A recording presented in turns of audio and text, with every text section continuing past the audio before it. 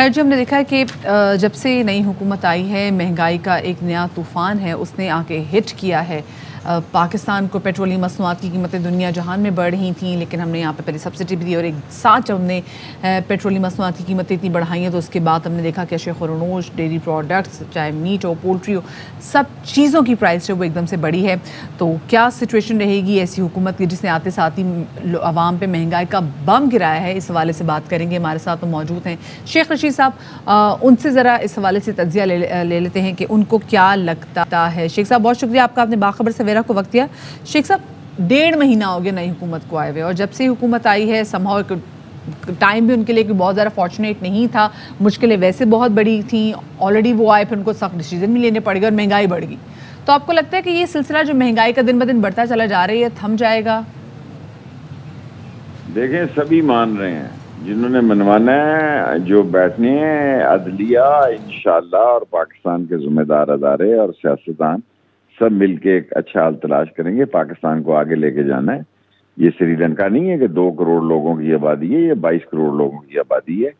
सब जगह गौर और गौस हो रहा है, सब जगह बातचीत हो रही है। उम्मीद है 15-20 दिन में नतीजा निकल आएगा। अच्छा सर, बात यह है कि 6 दिन की डेडलाइन भी ख़त्म हो रही है। इमरान खान साहब के मुतालबा है असम्बलियाँ तहलील करने का, नए इलेक्शंस का, लेकिन ये तासुर दिया जा रहा है कि मौजूदा हुकूमत अभी नहीं बल्कि अगले बरस अगस्त तक रहेगी।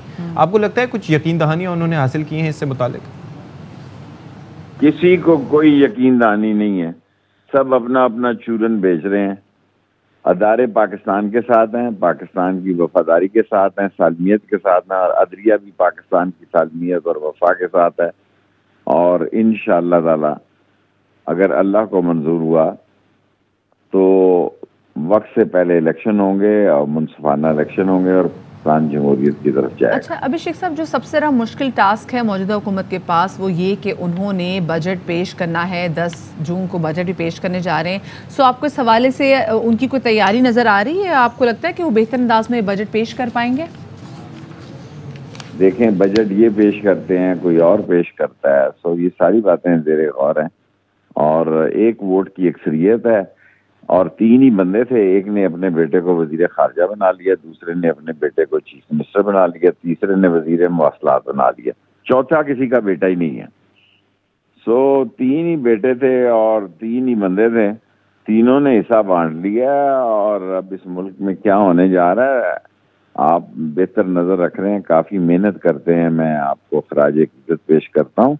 लेकिन एक बात ज़हन में याद रखिए कि पाकिस्तान जो है वो इंशाअल्लाह कायम रहने के लिए दुनिया वजूद में आया है और ये आगे बढ़ेगा और अच्छे फैसले होंगे इंशाअल्लाह, और अच्छे फैसलों के दिन करीब हैं।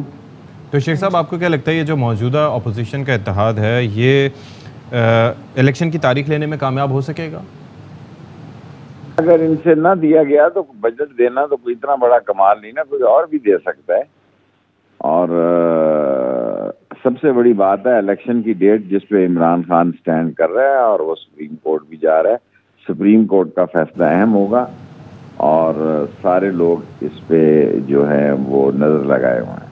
सही, ठीक है। तो तमाम तर लोगों की जो नज़रें हैं वो अब सुप्रीम कोर्ट के फैसले पर हैं। बहुत शुक्रिया जी। शेख रशीद साहब हमारे साथ तो मौजूद थे और बात कर रहे थे कि अभी जो बहुत बड़ा टास्क है वो मौजूदा हुकूमत के लिए वो बजट। उन्होंने कहा कि बजट ये हुकूमत पेश करती है या कोई और हुकूमत पेश करती है, यानी कि 10 दिन में यू थिंक कि कुछ हो सकता है? नहीं, ऐसा आज पता नहीं। अब कहते हैं कि निगरान हुकूमत नहीं पेश कर सकती तो फिर बाकी कौन कर सकता है? अब एक और पहलू भी है जिसके ऊपर हमने बात नहीं की, बल्कि चौधरी गुलाम हुसैन साहब से हमें बात करनी चाहिए थी। वो पहलू ये है कि भाई तहरीक इंसाफ की जानिब से अब ये चीज़ें भी, रूमर्स भी यानी कि सर्कुलेट कर रहे हैं, यानी कि वो कुछ लोग जो कि नर्म गोशा रखते हैं तहरीक इंसाफ के हवाले से, तो उनकी जानिब से भी ये पोल्स बाकायदा करवाए जा रहे हैं कि क्या तहरीक इंसाफ को असेंबली में वापस आ जाना चाहिए अपने इस्तीफे वापस लेके, क्योंकि मौजूदा जो हालात हैं उनके पेश नज़र तो ये पोल्स करवाए जा रहे हैं। तो आपको लगता है कि आइडिया हो जाता है कि ये लाइन कहाँ से आ रही है, तो ये भी मुमकिन है कि वो असेंबली में वापस बैठने की कोशिश करें।